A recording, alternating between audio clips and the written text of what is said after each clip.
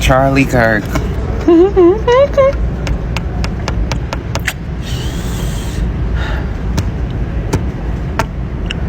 was advocating for the right to bear arms worth the shot. You did all this to keep your weapons. Then in the end, I guess you didn't have the neck for it. Listen, I would give you prayers, but there are a few genocides going on, so I'll keep them for that. Now, we know exactly who Charlie Kirk was, and there's no way on God's earth we're going to let you tell us what he was not. Charlie Kirk's legacy is a legacy of hate. He was a racist, white nationalist, white supremacist, anti-Muslim, Islamophobic, transphobic, Zionist bigot. Charlie Kirk was a racist, xenophobic nut job. So what do you think my empathy is really going to be? When Americans are angry, they turn to guns. Every single time. We've been trying to tell you that for years, for over 20 years, because children have been unalived in their places of learning over and over and over again by hurt individuals. So it has happened to CEOs of the worst corporations in this country. It has happened to our president. Now it's happened to Charlie Kirk. Guys, today we need to talk about something heavy. The reported death of Charlie Kirk has sparked an avalanche of reactions. Some grieving, some are indifferent, and some shockingly celebrating. Now, Charlie was not just another commentator. He was controversial, he was polarizing, and yes, sometimes he went too far. But he also spoke truths that resonated with many. Truths about accountability, about victimhood, and about society's, direction. And yet, what I find disturbing is the way some people are responding. Celebrating a man's death is not justice. It's not courage. It's a reflection of how broken our empathy has become. Whether you liked him or hated him, he was still someone's son, someone's husband, someone's friend. The way we respond now will say more about us than it ever will about him. You cannot have a stance against gun violence without an actual stance against the violence that creates the conditions for gun violence. If the only time you speak up is when gun violence has occurred, you are too late. That's called a reaction. If you sit around and debate trans existence, black existence, queer existence, disabled existence, Palestinian existence, Sudanese existence, Congolese existence, you contribute to violence. It is violent to debate whether or not Palestinians should exist. It is violent to debate whether or not trans people should exist. It is violent to assert that little boys should not cry, should not exhibit any form of emotion other than anger. It is violent to continue to call trans people out of their names. That is violent. It creates the conditions for more violence. Charlie Kirk was a Klansman.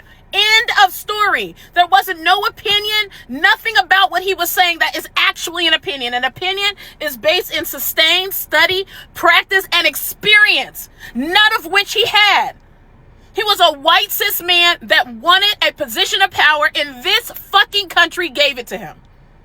The New York Times, Obama, and any other publication that has sat up here and wrote about this person and memorialized them and called them an activist should absolutely be ashamed of themselves. The hypocrisy of eulogizing and idolizing Charlie Kirk as a political martyr and political hero is staggering. The depth of gaslighting, untruths, the shameful opportunistic politicization of his assassination is a clear attempt to rewrite his history now. Now, we know exactly who Charlie Kirk was, and there's no way on God's earth we're going to let you tell us what he was not. Charlie Kirk's legacy is a legacy of hate. He was a racist, white nationalist, white supremacist, anti-Muslim, Islamophobic, transphobic, Zionist bigot. And whatever my view of him is, doesn't change the fact that I find his assassination absolutely wrong. You know, multiple truths can coexist. First off, these hypocrites, his supporters, are manufacturing a crisis of war and using him as their symbol to go fight. Fight what exactly? Let me just say with my full chest that I am glad that it's not a black or immigrant that killed Charlie Kirk. Because you know it is a white person that killed him. You know that, right? If there had been a black or immigrant, that information would have leaked out a long time ago. And this whole apparatus of hate would have been targeted against the people who Charlie Kirk has spent his entire existence targeting. Let not the irony be lost on you that the same Charlie Kirk that pathologized black people as criminals and went on and on about black on black crime is now the face and symbol of white on white crime, which we all know is far worse than black on black crime. These same hypocrites tell us there is no place for political violence. I agree. But Charlie Kirk was politically violent. His language was politically violent. He supported gun violence and opposed gun control. The same person who said it is right for there to be a cost of gun deaths every year so that we can have the right to arms has now become the cost of gun violence he wanted other people to pay the price for. When Americans are angry, they turn to guns. Every single time. We've been trying to tell you that for years, for over 20 years, because children have been unalived in their places of learning over and over and over again by hurt individuals. So it has happened to CEOs of the worst corporations in this country. It has happened to our president. Now it's happened to Charlie Kirk. Now it's happened to a political figure, which tells us something important about our culture. The internet and media have made it so the political space has expanded drastically. And in light of this, so have feelings about and surrounding politics. They've expanded, they've grown, and they've gotten serious to the point where people are so distraught and angered by their political emotions that they have resorted to pew-pewing people. And I can't act like I don't understand that. I can't act as though that feeling and that result is not expected when the talking points of these social media figures have led to a culture based around hating individuals who look like me. We are seeing a drastic resurgence of marginalization and dehumanization taking commonplace in America. In our social institutions, places that we're supposed to feel safe are now politicized in a way that hurts brown, black, and LGBTQ communities. What do you expect to happen? Charlie Kirk has been one of the biggest vessels in communicating this hatred. And now we're seeing a symptom of a deeper problem manifesting in the violence that was perpetuated against him. People are angry and afraid, and they don't like the direction that this country is going. And they don't know what to do about it. Blame the root problem. Blame the fascist culture that is taking over this country, that is making every other country look at us like we are crazy. Are you seeing it now? Are you understanding that something is wrong? When I scroll through reactions, I notice one theme again and again: selective empathy. Some people say, "Why should I feel sorry? He never showed us compassion." Others label him as a racist, a nationalist, a bigot, and declare his end as karma. And then there are those who express sadness, not necessarily for Kirk himself, but for his family, his wife, and the pain they must endure. This reveals a much deeper problem. Empathy, which is supposed to be universal, has become transactional. We give it to those who align with our politics, our identity, our worldview, but withhold it from those we disagree with. That is not empathy. That is tribalism. And here's the irony. By refusing to empathize, some are confirming Kirk's most controversial arguments about victimhood and accountability. The very thing people wanted to prove wrong, they are now demonstrating. That's the tragedy of selective compassion. Now, let's break this down, because Charlie Kirk's life and death forces us to, face some uncomfortable truths. First, let's talk about accountability. Charlie Kirk often challenged Black Americans and other marginalized groups, accusing them of overplaying the victim card.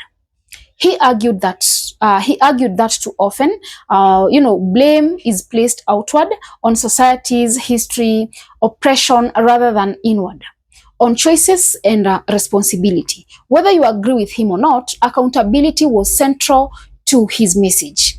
But now look at the reactions. Many of the same voices he critiqued are responding not with accountability, not with reflection, but with celebration of his demise. They are saying this is karma, this is justice. But think clearly. Does cheering a death prove Kirk was wrong? Or does it prove him right? Does celebrating instead of confronting his arguments show strength? Or does it reveal a deeper weakness? Well, this is the hardest part nobody wants to, say. When you rejoice over the downfall of an opponent instead of raising above, you've already lost the moral ground. Second, let's talk about violence. Society is now divided on how to even define it. Some say violence is purely physical. Others insist words, rhetoric, and political agendas are themselves form of violence. By this logic, Charlie Kirk's speeches, his comments about race, gender, guns, or politics were violent acts. But here lies the hypocrisy. If you condemn his rhetoric as violence, yet you celebrate his physical death, you are validating the very voice you claimed to oppose. Third, let's tackle empathy. True empathy does not require agreement. True empathy does not mean excusing harm. It means recognizing humanity, even in those you despise. It means choosing not to mirror the very hatred you criticize. And here's the ultimate irony. Charlie Kirk himself often dismissed empathy as weakness. And now, in refusing to extend it to him, his critics are living out his worldview. They are proving him right again. Finally, we must talk about legacy. Charlie Kirk was undeniably controversial. He was provocative, he crossed lines, but he also forced uncomfortable conversations about victimhood, responsibility, freedom, and culture. You don't have to agree with his answers, but you can't deny he asked hard questions.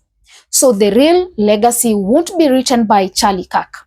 It will be written by us. If we use his death as another excuse for division, then his critics will cement his arguments. But if his death becomes a moment of reflection, it forces us to rethink selective empathy, to embrace accountability, and to rise above hate. Then maybe his life and death will not have been in vain.